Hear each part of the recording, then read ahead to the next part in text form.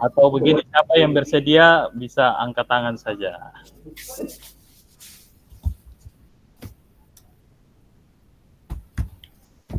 Pak Fadil, mohon izin, Ibu Helma di Katong Purum ini lagi kan?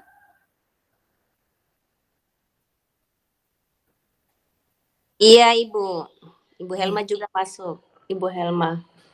Sudah masuk di room kah belum ya? Sementara belum ini. Oh iya.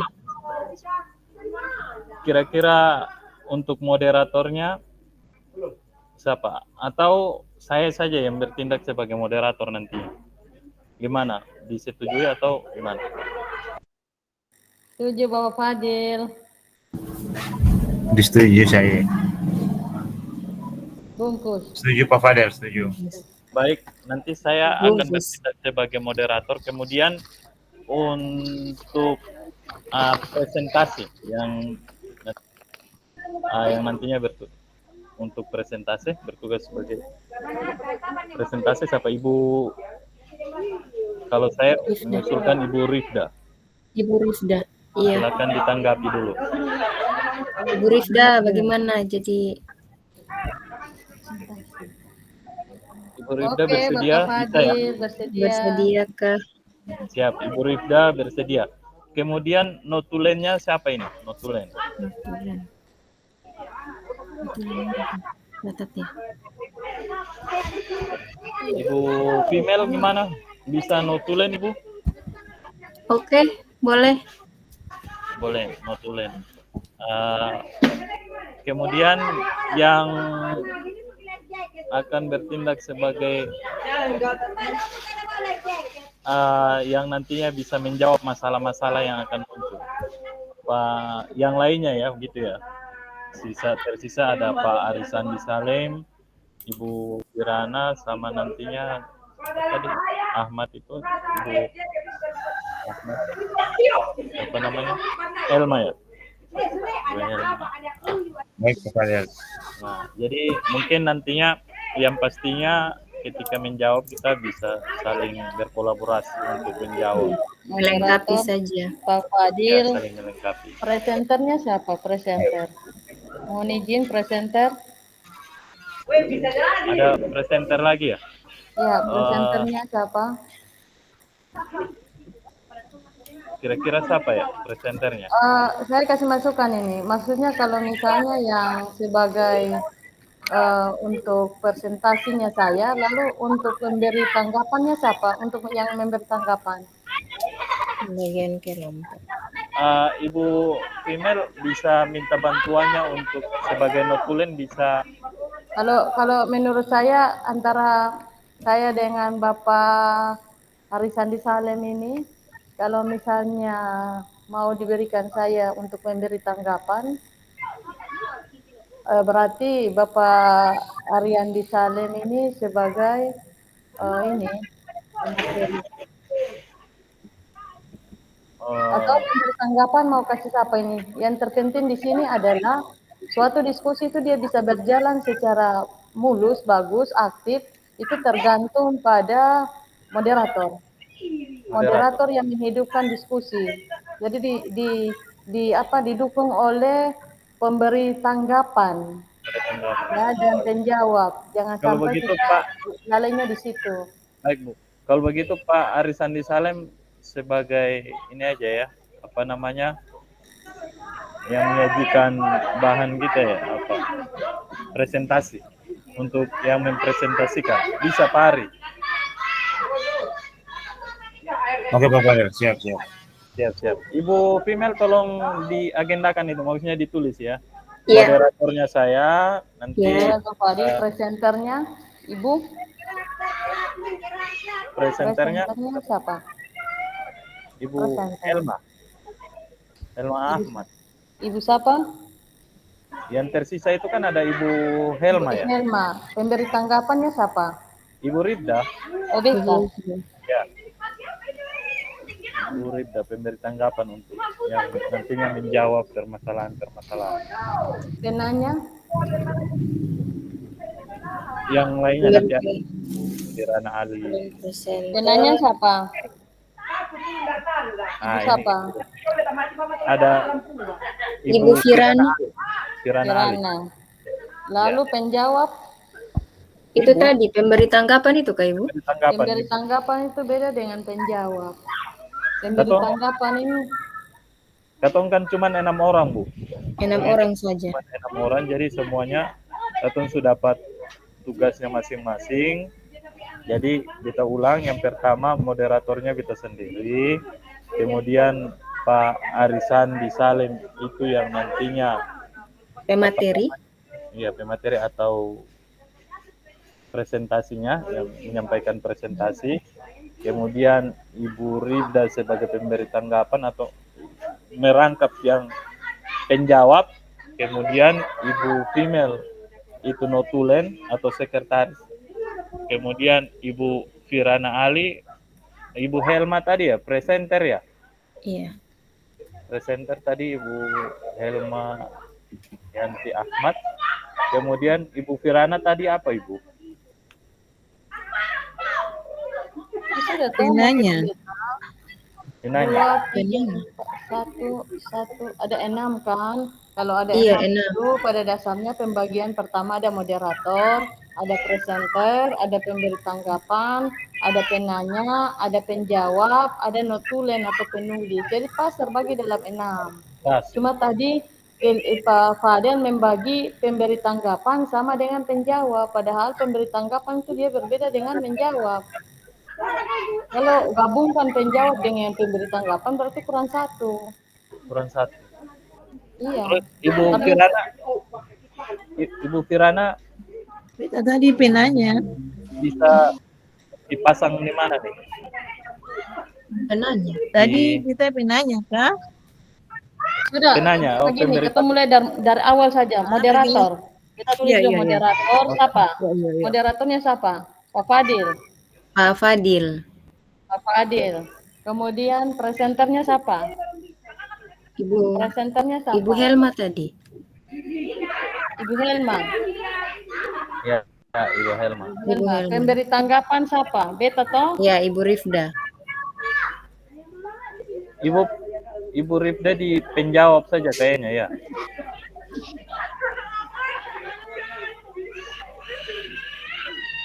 Ibu Rifda nanti di penjawab saja atau di pemberi Mau di tanggapan. mana ini? Yang mana sebenarnya? Beta ini mendapat taruh di mana ini? Penjawab Pemberi saja. tanggapan.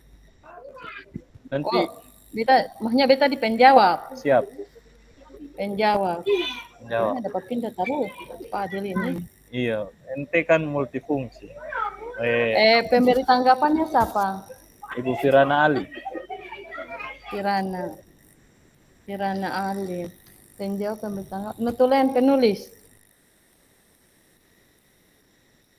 Ibu. Siapa Saya Ibu. ini? Female kah? Oh iya female. Ibu Female. Oke sudah. Sudah Bapak Ibu.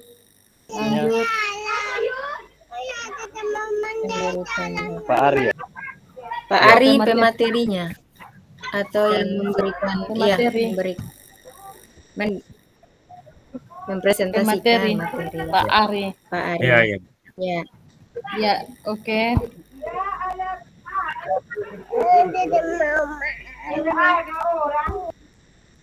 Sudah Bapak Ibu.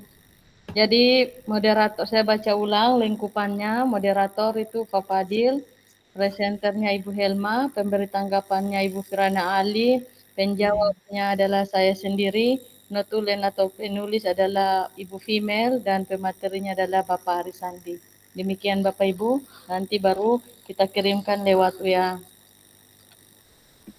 Oke, Bapak Fadil, silakan. Baik, Bapak Ibu. Jadi sesuai fungsi kita dalam ruang kolaborasi ini, kolaborasi kelompok ini atau diskusi kelompok ini, itu ada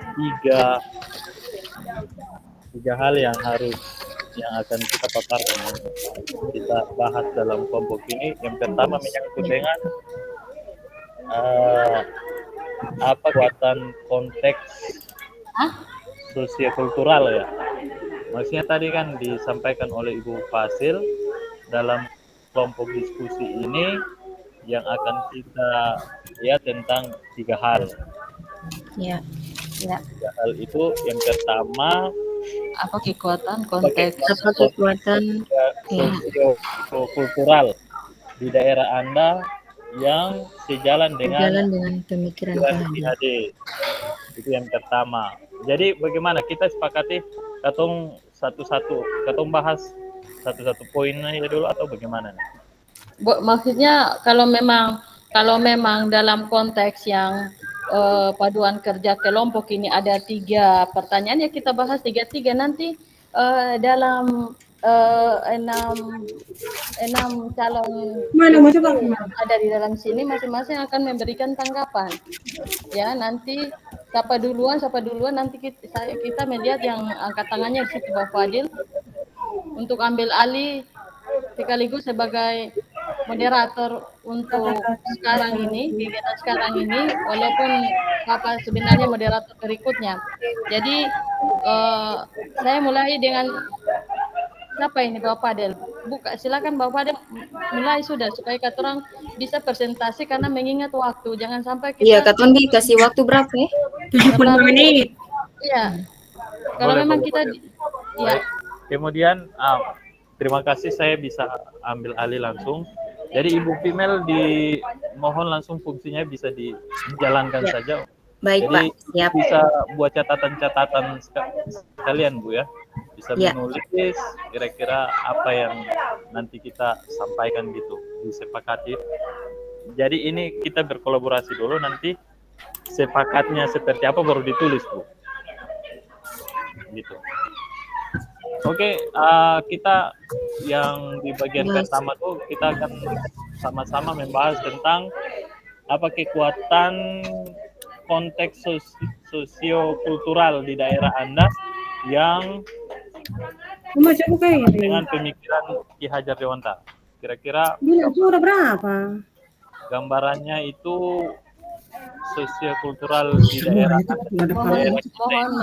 Mohon Bapak Fadil untuk lihat ke dinding ya. Oh, itu sudah terhapus dia. Bagaimana Bu? Oke Bapak Fadil, karena memang kita mengingat waktu ya Bapak Fadil ya.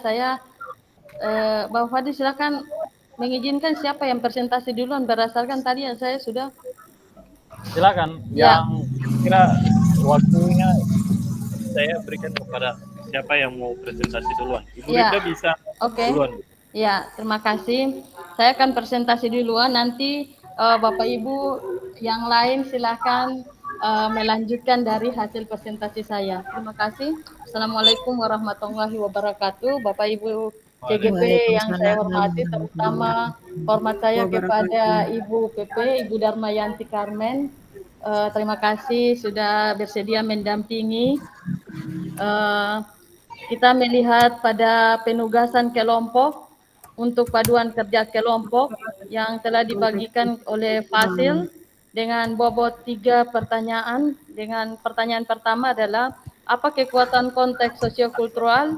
Sosiokultural ini di dalamnya meliputi nilai-nilai luhur budaya yang ada pada daerah yang sejalan dengan pemikiran Ki Hajar Dewantara.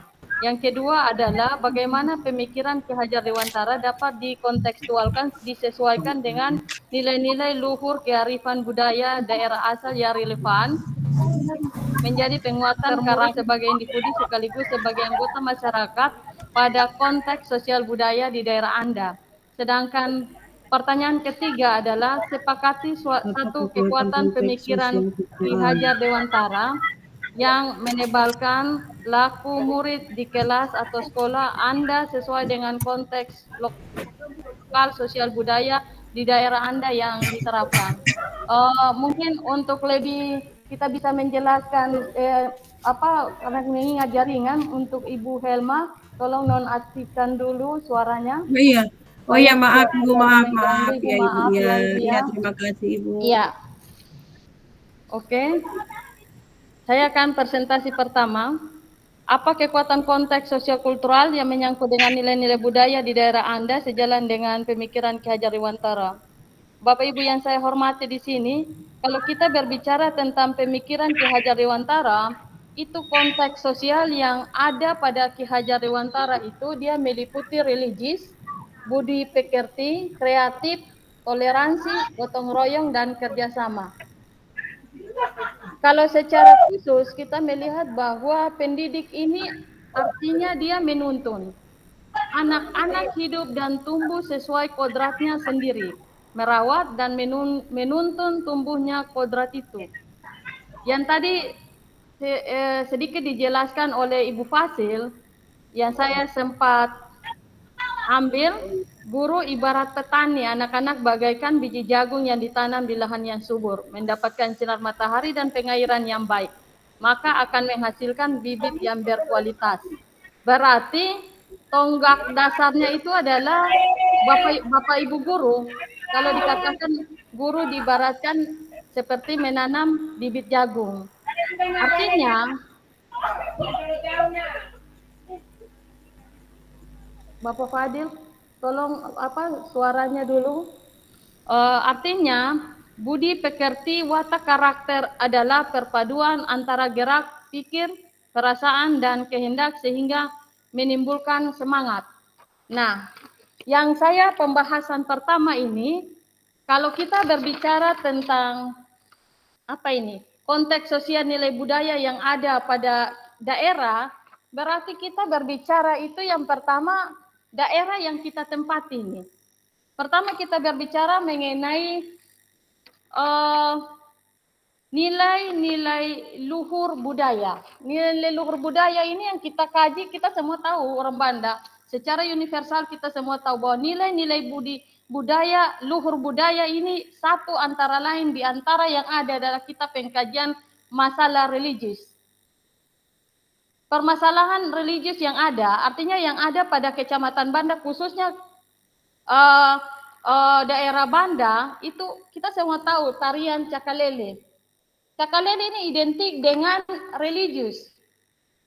Cakalele Banda Nera ini adalah, kalau saya melihat, adalah ekspresi dari masyarakat Banda yang meneruskan kebudayaan yang telah diwariskan oleh para leluhur. Artinya para leluhur ini mewariskan tarian Cakalele yang sampai sekarang dikenal bahkan sampai ke dunia. Bahkan ada istilahnya itu jangan mati sebelum ke Banda Nera. Berarti sangat penting, kita ibaratkannya emas. Jadi harus kita menjaga kelestarian itu. Tarian Cakalele ini dia melambangkan semangat dalam peperangan dan hanya tampil pada ritual adat yang sakral. Saya kaji dulu mengenai nilai religius. Tarian Cakalele Banda Nera merupakan warisan para leluhur yang melambangkan semangat dan peperangan. Tarian ini tampil dengan kostum yang menarik dan hanya tampil dalam ritual adat yang sakral. Oleh karena itu, Cakalele ini biasanya dipakai dalam masyarakat, upacara atau pelantikan raja atau permintaan tamu-tamu agung yang berkunjung ke Banda Nera. Kita semua pernah mengalami dan semuanya tahu itu. Bahkan sangat identik dengan Ibu PP karena pengkajian Ibu PP lebih pada bidang pengkajian sejarah ya. Saya rasa Ibu PP lebih memahami. Kemudian nilai-nilai luhur yang kedua adalah berbicara tentang nilai-nilai luhur budaya. Apa yang ada dalam nilai luhur budaya Bapak Ibu? Meliputi apa saja nilai luhur budaya itu? Yaitu yang termasuk dalam nilai luhur budaya itu budi pekerti masuk, toleransi, gotong royong, kerjasama itu semua terkandung dalam nilai-nilai budaya. Pemikiran tentang pendidikan, menuntun peserta didik dengan kodrat tanpa paksaan merupakan perwujudan dari, ingat Bapak Ibu Guru, Ki Hajar Dewantara punya perwujudan adalah ing ngarso suntolodo, ing madya mangun karsa, dan tuturi handayani. Penerapannya yang seperti apa yang kita terapkan dari perwujudan dari Bapak Ki Hajar Dewantara ini Bapak Ibu? Pertama, kalau kita berbicara tentang nilai luhur budaya, budi pekerti, toleransi, gotong royong, saya lebih mencontohkan lebih spesifiknya ke sekolah. Yang pertama, Bapak Ibu tahu, kita semua di sekolah itu ketika pagi hari kita sampai ke sekolah, bahkan karena saya penjelaskan ini berhubung kita di SMA 1, kalau kita terlambat masuk sekolah itu kita dikunci pagarnya. Makanya ada istilah bahwa saya tambah belum pakai sepatu lah, katanya sudah pakai sepatu. Ya kita lebih cepat-cepat, takutnya kita terlambat dikunci, dan sangat memalukan apabila siswa melihat kita dikunci itu. Ya mungkin yang lain itu biasa-biasa saja karena memang terbiasa, tapi ada yang tidak terbiasa ya. Sambut peserta didik. Guru menjadi teladan dengan kedisiplinan untuk tidak datang terlambat. Jadi kalau pada saat Bapak Ibu guru kasih apel pagi atau pembinaan pada saat upacara, Bapak Ibu guru menyatakan anak-anak sekalian jangan lupa kalau ke sekolah jangan terlambat. Tapi kenyataan di lapangan Bapak Ibu guru yang datang terlambat itu merupakan suatu pukulan yang sangat berat. Ya, kita di SMA sini kita budayakan ramah anak. Ya ini saya pengkajian masih pada budi pekerti, ramah anak. Ramah anak seperti apa Bapak Ibu? Kita melakukan 5S, saling senyum, saling sapa, sapa dan santun. Kita di SMA bahkan ada tamu-tamu yang berasal dari luar atau dari sekolah lain yang datang, kita itu bersalaman, bahkan yang junior itu dia mencium tangan yang senior. Ya, itu. Adab yang kita buat, yang senior duduk, kalau yang junior mau melewati itu harus sedikit menoleh ke bawah. Artinya bukan kita seperti orang Jawa, bukan. Tapi kita menuntun adab yang ada pada kita sendiri. Kenapa? Ketika tidak buat seperti itu, tercantum bahwa apa yang kita buat di rumah itu tergambar pada sekolah. Ada ditentukan pada lingkungan keluarga dulu, baru dia bisa lingkungan ke masyarakat. Keluarga pembentuk utama moral seseorang. Kemudian, selama melakukan, begitu selama pembelajaran lakukan permainan yang humanis. Bahkan saya sendiri melihat, saya punya Ibu PP, Ibu Darmayanti Carmen, begitu semangat. Bahkan saya ingin seperti itu ya. Saya sering melihat beliau melaksanakan proses pembelajaran dengan menggunakan begitu banyak ice breaking. Saya sering berpikir apakah saya mampu seperti beliau. Ini adalah suatu motivasi ya, motivator yang harus kita buat. Sasarannya apa? Anak-anak yang merasa ngantuk dan bosan, itu dia cepat bangun dari kaget dia punya tidur itu. Bukan kita biarkan seperti itu. Fungsinya ice breaking adalah kita menormalkan kelas supaya kelas itu hidup kembali. Kelas itu hidup, dan itu disesuaikan dengan teknik pengelolaan kelas yang kemarin saya jelaskan melalui pendekatan pembelajaran yang kita pakai apa. Jangan kita tinggal hanya tulis baca halaman sekian sampai halaman sekian ya Bapak Ibu. Nah, itu saya jelaskan pada yang tadi saya jelaskan ini untuk pengalaman ya Bapak Ibu. Kemudian program literasi Bapak Ibu. Ini menyangkut nilai religius. Kita sudah laksanakan program ini. Kita laksanakan program literasi siswa selama 15 menit. Ya, 10 sampai 15 menit. Nanti ada dari pengkajian agama, itu dilibatkan guru-guru agama, dan di dalamnya juga dikoordinasi atau didampingi lagi oleh pendamping-pendamping dari salah satunya adalah BK ya. Itu kita sudah buat. Jadi siswa sebelum masuk ke dalam kelas kita literasi dulu. Dulu kita pernah juga program literasi yasinan juga kita sudah buat. Kemudian melakukan kebersihan bersama. Ini pada nilai luhur budaya. Di dalamnya ada budi pekerti, toleransi, gotong royong, kerjasama. Sekarang saya berbicara tentang gotong royong.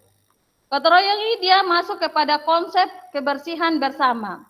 Jadi ketika kebersihan bersama kita semua tahu, kalau ada gotong royong di sekolah atau bersih-bersih halaman sekolah, ya, guru jangan cuma bisa suruh murid yang kerja. lalu guru duduk saja main-main HP.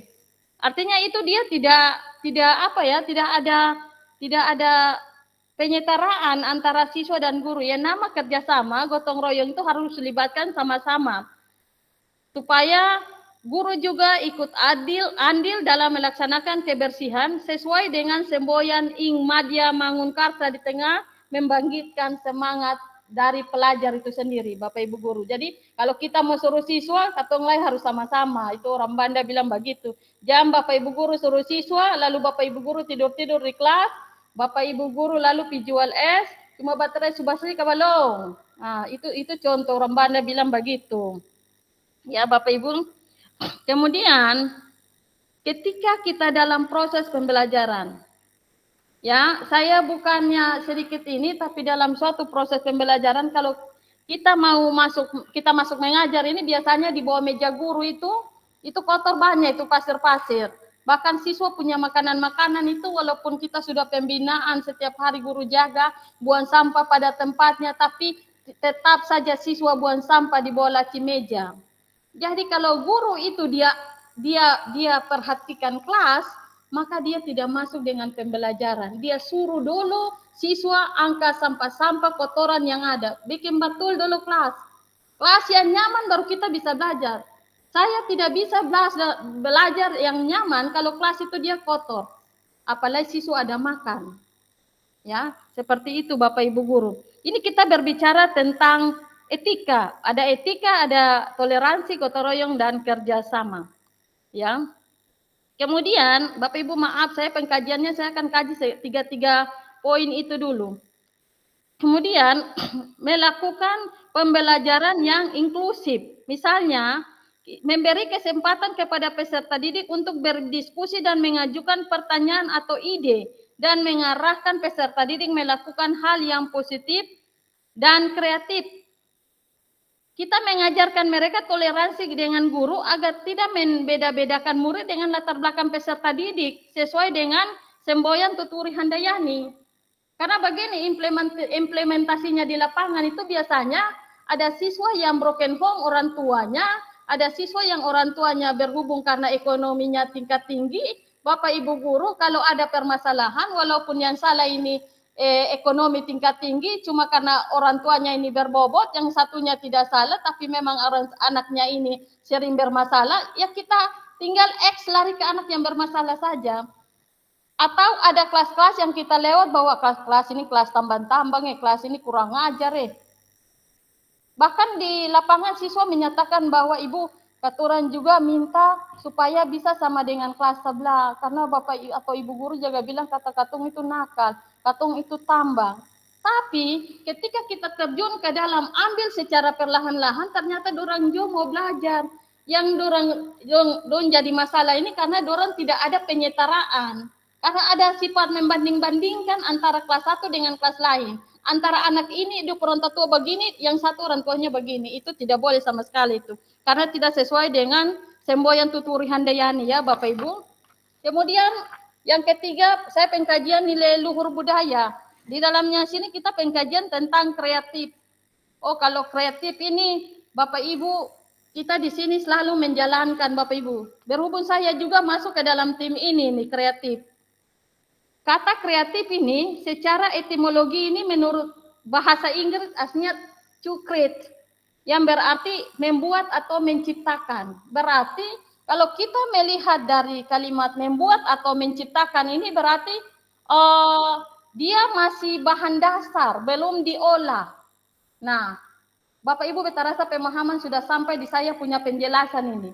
Ini bukan sudah produksi ya, dia masih bahan mentah. Kalau dalam ekonomi ini dia belum produksi, masih dalam kapasitas bahan mentah. Dengan demikian, kreatif ini dimaknai agar dapat menciptakan suatu ide atau konsep untuk memecahkan permasalahan. Ya, permasalahan nanti kita lihat di bagian selanjutnya akan saya jelaskan. Ya, permasalahan seperti apa Bapak Ibu? Implementasinya apa dari kalimat yang tadi itu? Menciptakan, memecahkan suatu permasalahan. Kita orang Banda ini beda dengan orang Jawa Bapak Ibu. Orang Jawa yang ada kita buang-buang di sini semua jadi uang. Cuma karena kita kurang kreatif, kita lebih mencintai produk luar dibandingkan dengan produk lokal, makanya kita tidak tahu bahwa yang kita tidak perlu itu sebenarnya menghasilkan pundi-pundi uang. Ya. Implementasinya seperti apa? Implementasinya adalah kita tuangkan ke dalam mata pelajaran PKWU lewat guru yang mengasuh pelajaran PKWU. Apalagi yang kita masukkan, yaitu pada proyek penguatan profil Pancasila.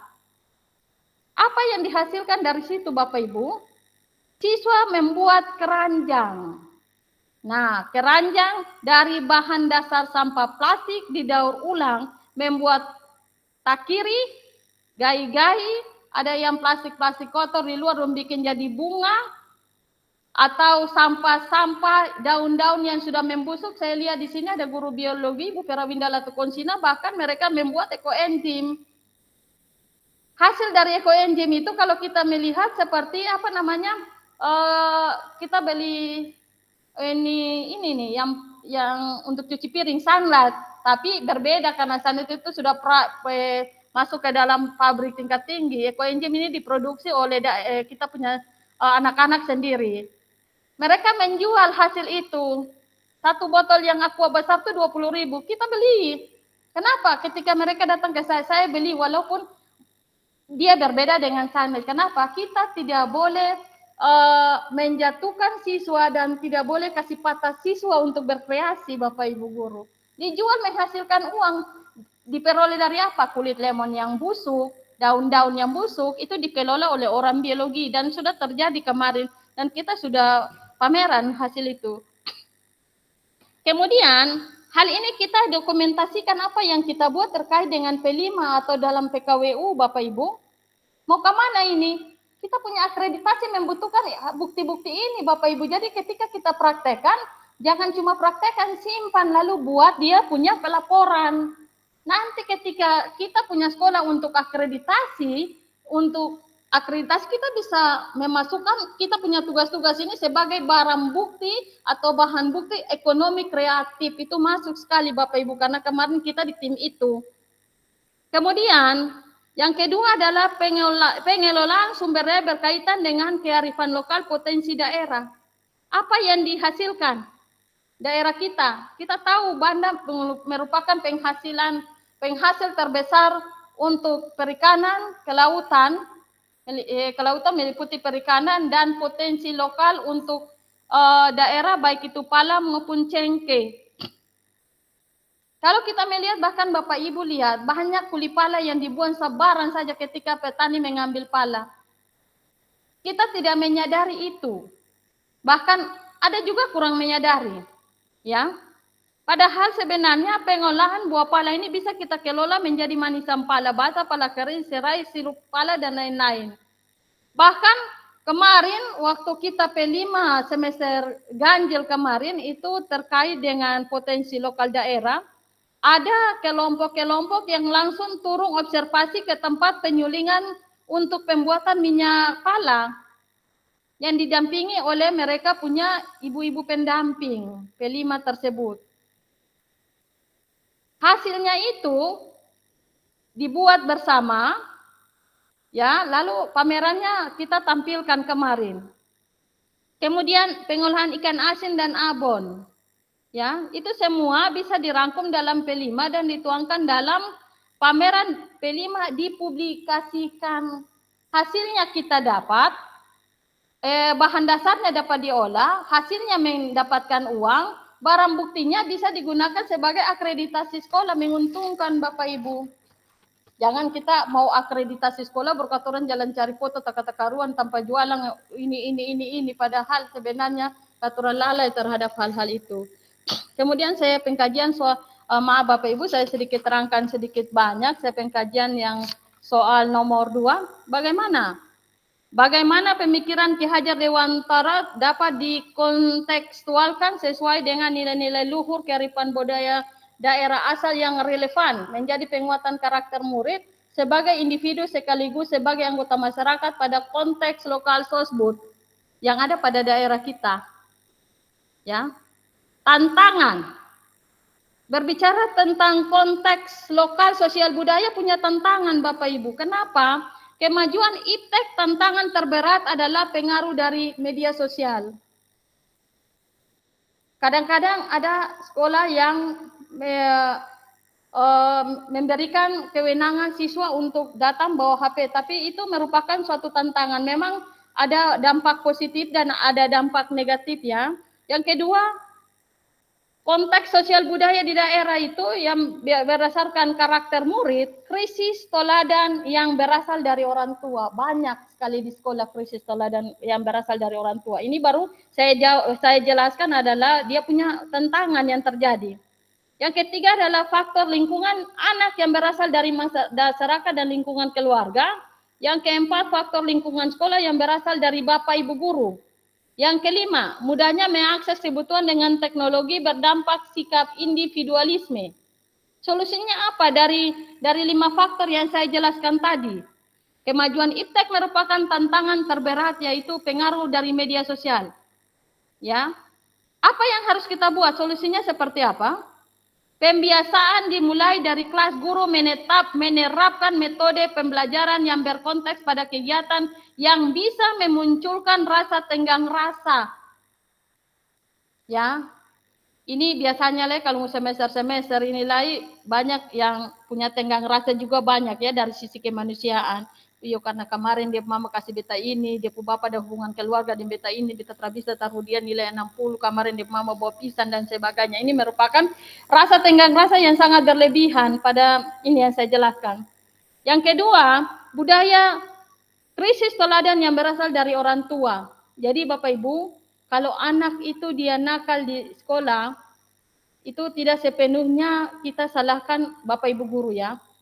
Tapi kita melihat dulu mungkin ada proses lingkungan keluarga, karena proses pembentukan anak dari dalam kandungan sampai dia lahir itu 2, lingkungan keluarga dan lingkungan sosial, atau lebih kita ketahui pada lingkungan masyarakat Bapak Ibu. Jadi bukan sepenuhnya orang tua muka salah Bapak Ibu guru saja. Ya. Kemudian budaya bisa berkelanjutan. Faktor lingkungan anak dan lingkungan masyarakat, ada budaya yang kalau Bapak Ki Hajar Dewantara bilang tepo seliro. Bukan karena beta bukan orang Jawa Bapak Ibu, tepo seliro itu artinya budaya tenggang rasa.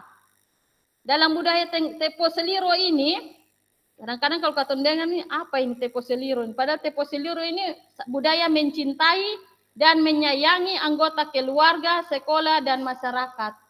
Jadi dalam sekolah itu anak dibesarkan oleh lingkungan. Jadi jangan dia pilih-pilih, dia hanya bisa, kalau dia cuma di kelas IPA, dia hanya tegur saja guru IPA. Dia tak tegur guru IPS, barang guru IPS tak terangkan dia. Dia tertegur di jalan itu, tata usaha dan lain-lain, karena dia cuma tahu bahwa yang mengajar dia, guru IPA. Nah ini perlu diklarifikasi.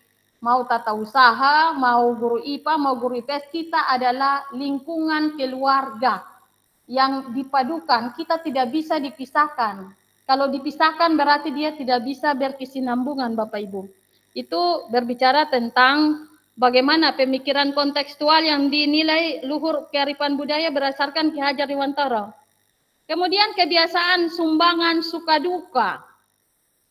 Kita laksanakan kebiasaan ini. Kalau ada suka dan duka kita saling berbagi. Kemudian membantu korban bencana alam, bantuan air bersih ke daerah-daerah yang permanen kekeringan Bapak Ibu. Permanen kekeringan ini kekeringan yang sangat tetap seperti daerah Pulau Wai. Kita sudah adakan bantuan air bersih ke daerah sana. Bahkan kemarin kita mengisi untuk CGP juga, saya sempat mengisi ini tentang bantuan korban bencana, bantuan korban untuk air bersih di daerah kekeringan permanen menurut saya. Kemudian bersama-sama saudara lain membantu meringankan beban orang tua. Ya, menjaga nama baik kehormatan sekolah dan keluarga, menghormati anggota keluarga yang lebih tua dan sebagainya. Ini berhubungan dengan adab. Makanya saya sering menjelaskan ke siswa, saya lebih mementingkan adab daripada ilmu. Kenapa? Kalau dia adab, berarti dia berilmu. Belum tentu berilmu dia beradab. Yang terjadi di lapangan sekarang itu menurut saya. Tapi menurut Bapak Ibu kan berbeda. Itu kembali kepada masing-masing individu ya Bapak Ibu. Kemudian yang ketiga, maaf Ibu, Bapak Ibu, saya sedikit lama. Saya karena pengkajian 3 pertanyaan ya. Untuk pertanyaan terakhir Bapak Ibu. Sepakati satu kekuatan pemikiran Ki Hajar Dewantara yang menebalkan laku murid di kelas atau sekolah Anda sesuai dengan konteks lokal sosial budaya di daerah Anda yang diterapkan. Kita bercermin dari pertanyaan ini kita bercermin saja kepada pemikiran Ki Hajar Dewantara Bapak Ibu. Peserta didik harus sesuai dengan kodrat alamnya. Artinya, kelebihan sosiokultural yaitu memajukan dan multikultural penduduk menjadikan sebagai kodrat alam yang dapat menjadi penguatan karakter peserta didik. Ya. Itu. Yang kedua, sepakati kekuatan karena ini menyangkut dengan kesepakatan kekuatan pemikiran Ki Hajar Dewantara. Pemikiran yang kedua Ki Hajar Dewantara ini dia dapat dikontekstualkan atau disesuaikan dengan nilai-nilai luhur kearifan lokal budaya asal yang relevan yang menjadikan penguatan karakter murid sebagai individu sekaligus sebagai anggota masyarakat pada konteks kekuatan pemikiran yang menebalkan laku murid adalah tepa selira. Tadi saya sudah jelaskan Bapak Ibu, tepa selira itu adalah tenggang rasa. Tenggang rasa tadi yang setelah saya bacakan tadi ada saling menghormati antara satu dan lain, ada bantuan kiri, bantuan kanan, ada sumbangan ini, sumbangan itu bagian dari pri kemanusiaan yang adil dan beradab. Di sini terjadi pertanyaan, implementasinya mau seperti apa, mau dipraktekkan seperti apa? Pertama, yang bisa kita buat adalah memberi tugas secara kelompok dengan diskusi kelompok. Siswa memiliki menghargai pendapat saat diskusi, saling membantu teman dan yang mengalami kesulitan. Makanya ketika diskusi itu atau dalam forum diskusi, itu tidak boleh menimbulkan pertanyaan di atas pertanyaan. Itu sangat-sangat dilarang Bapak Ibu. Ini katakan juga untuk Bapak moderator, Bapak Fadil, untuk keesokan harinya, itu jangan menimbulkan pertanyaan di atas pertanyaan. Kenapa? Itu sifatnya kita mengasah orang. Mencari tahu orang pun bisa dan tak bisa, orang pandai. Bila itu sangat-sangat dilarang dalam forum moderator, seperti itu. Kemudian, menciptakan budaya sekolah. Seperti apa? Menjenguk teman yang sakit, membuat program-program yang terkait dengan bantuan kemanusiaan yang tadi saya sudah paparkan duluan. Yang saya paparkan ini adalah 3 pertanyaan yang tadi dijelaskan oleh Ibu Fasil. Sudah saya jelaskan tadi, nanti mungkin ada yang mau menanggapi juga atau ada yang mau menambahkan terhadap apa yang saya sampaikan di sini di forum yang saya hormati. Segala kekurangan itu datangnya dari saya sendiri dan kelebihan itu datang dari Allah Subhanahu wa taala. Terima kasih atas kesempatan yang diberikan. Sampai di sini saya punya pendapat yang bisa saya jabarkan. Wabillahi taufik wal hidayah. Wassalamualaikum warahmatullahi wabarakatuh. Saya kembalikan kepada Bapak Fadil selaku moderator sementara pada hari ini. Terima kasih. Baik, terima kasih atas apa yang telah dipaparkan oleh Ibu Ribda. Jadi di sini saya selaku moderator sementara, kita sudah menyepakati seperti apa yang tadi disampaikan oleh Ibu Fasil bahwa kita saling menghargai, kita saling menerima pendapat. Jadi tidak kita tidak saling menjatuhkan atau apa. Jadi kita menerima sepenuhnya apa yang disampaikan oleh Ibu Ribda. Kemudian saya memberikan kesempatan buat Bapak Ibu yang lain yang mungkin mau menyampaikan. Silakan, kira-kira siapa yang mau duluan ya? Ada yang mau angkat tangan atau saya tunjuk ya? Kira-kira atau mungkin Anda bisa memberikan apa ya, tanggapan terhadap apa yang disampaikan atau melengkapi apa yang disampaikan oleh Ibu Rifda. Mungkin ada, disilakan siapa? Pak Arisandi mungkin?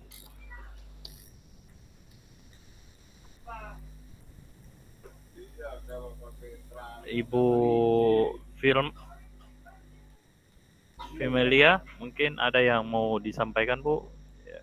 Atau saya memberikan kesempatan ke Ibu Fimelia untuk menyampaikan terkait dengan 3 hal yang tadi disampaikan. Ya, terima kasih Pak Fadil. Baik.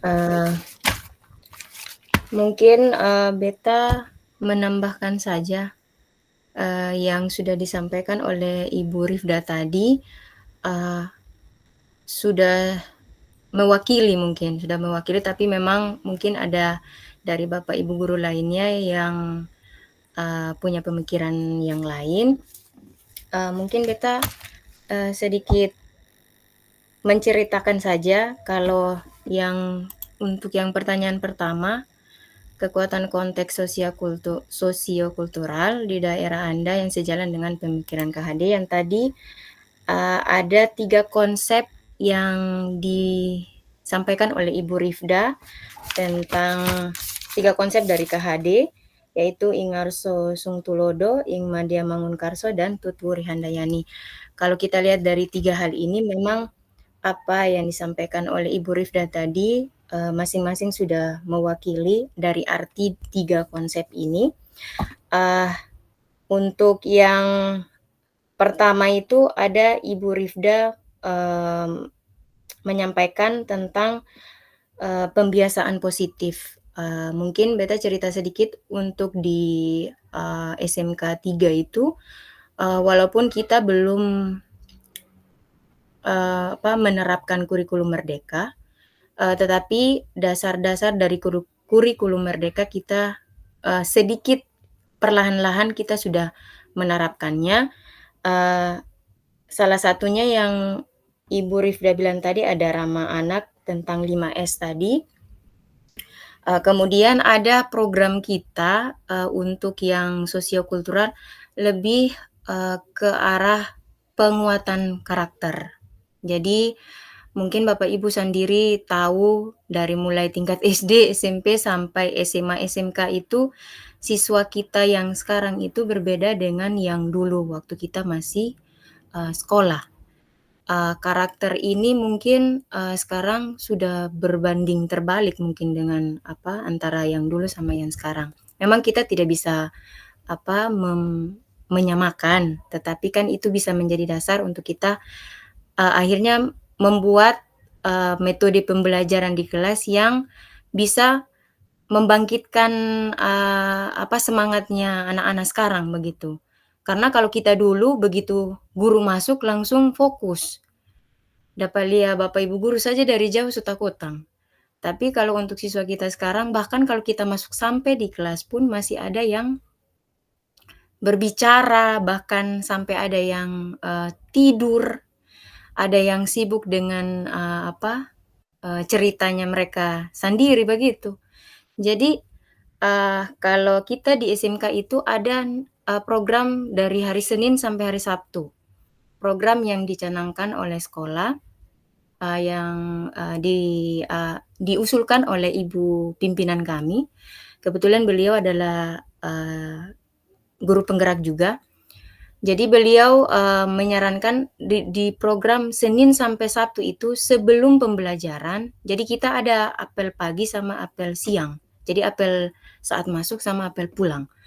Nah, setelah apel itu ada sedikit waktu kurang lebih 10 sampai 15 menit sebelum masuk kelas, itu ada penguatan karakter dari hari Senin itu beda-beda, Senin, Selasa, Rabu sampai Sabtu. Setiap guru jaga itu ada tugasnya masing-masing di hari itu. Jadi untuk hari Senin itu guru jaga mempersiapkan siswanya untuk karena hari Senin upacara bendera.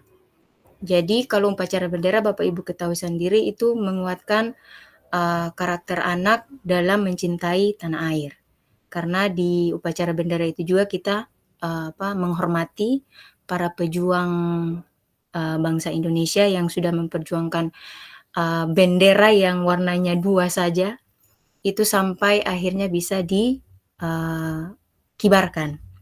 Yang kedua mungkin hari Selasa itu kita literasi, tapi literasi ke arah rohani, jadi literasi Al-Quran.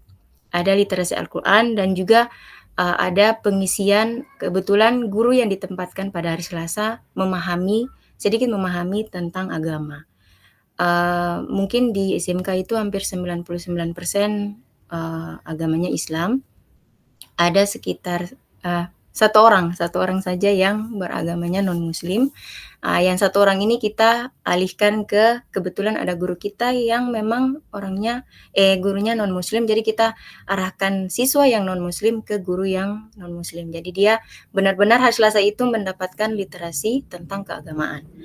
Hari Rabu itu hampir sama dengan hari Senin, tapi lebih ke arah penguatan jiwa cinta tanah air.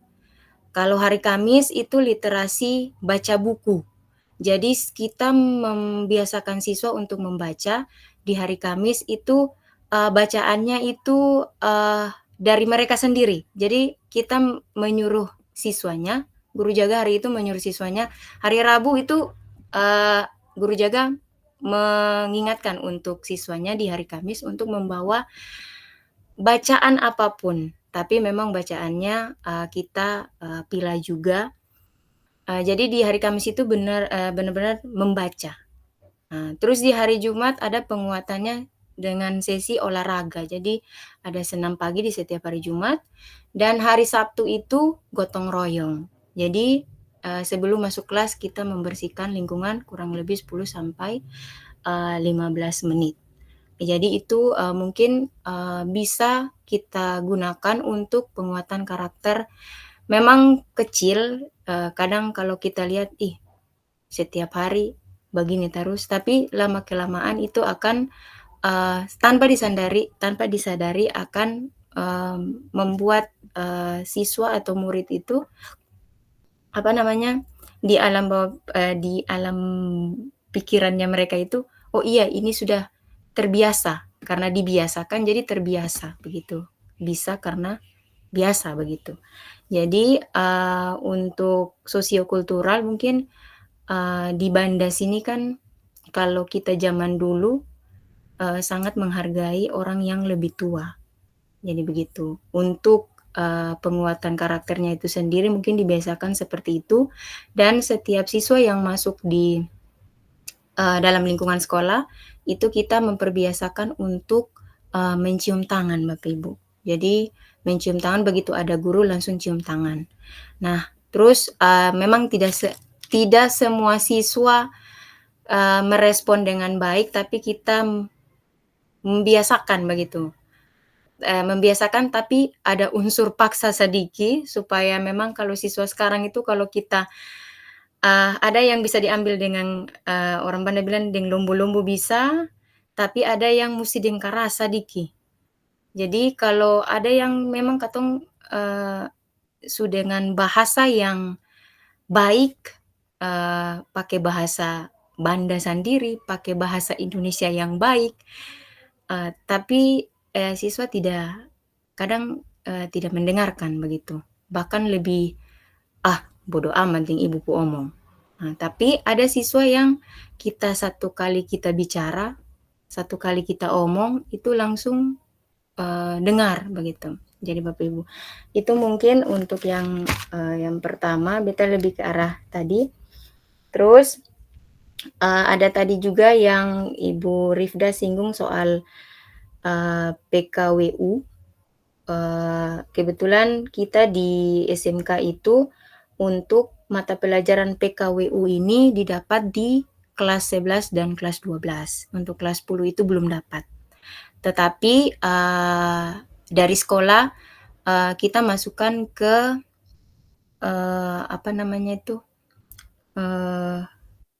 lupa beta kemarin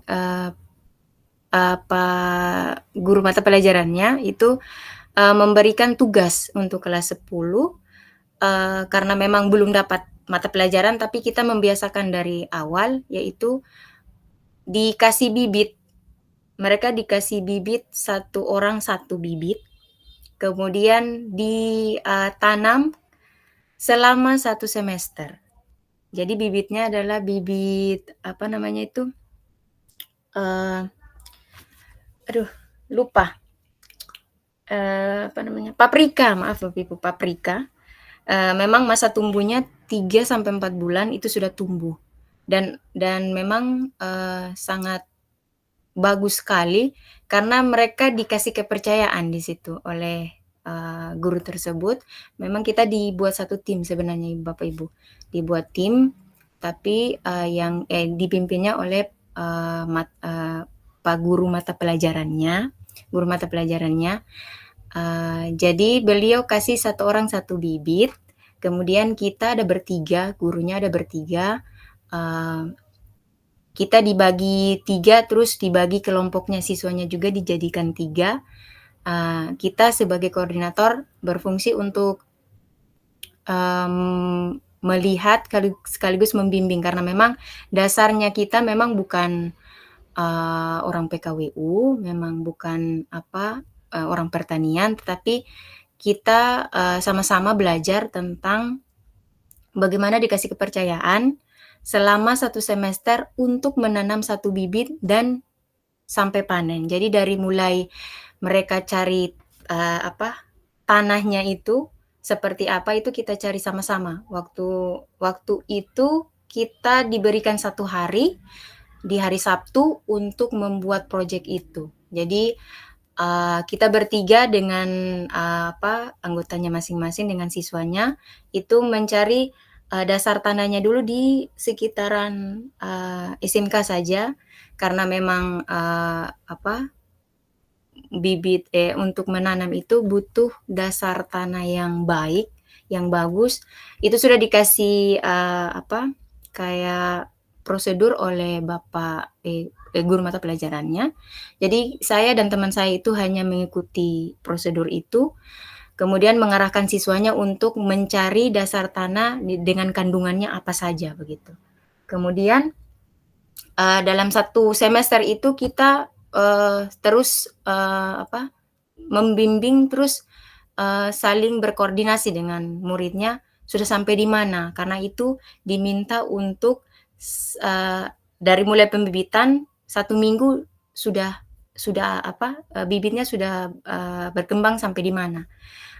Kemudian sampai pada tahap yang namanya panen. Ya, kemarin panen, tapi memang waktu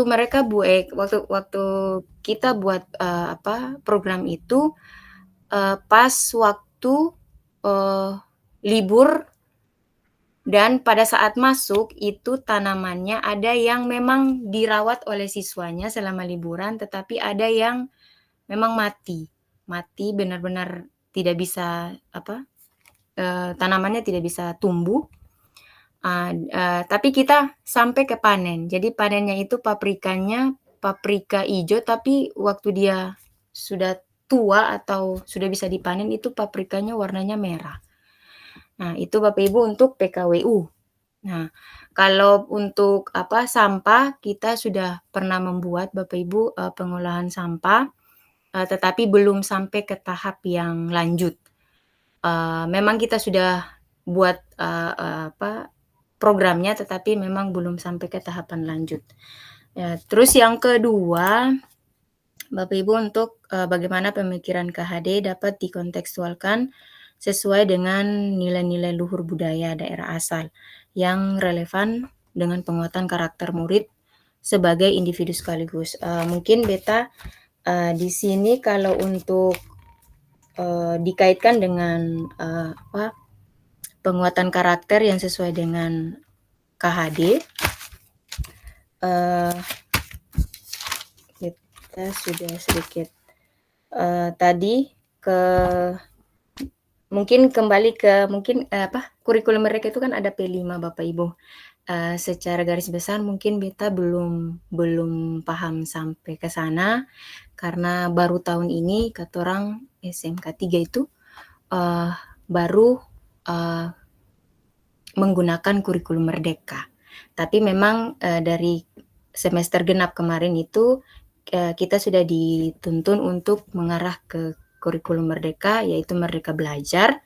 Jadi ada beberapa kaitannya di P5 itu. Yang pertama adalah beriman, bertakwa kepada Tuhan. Dimensinya ya Bapak Ibu maksud kita P5.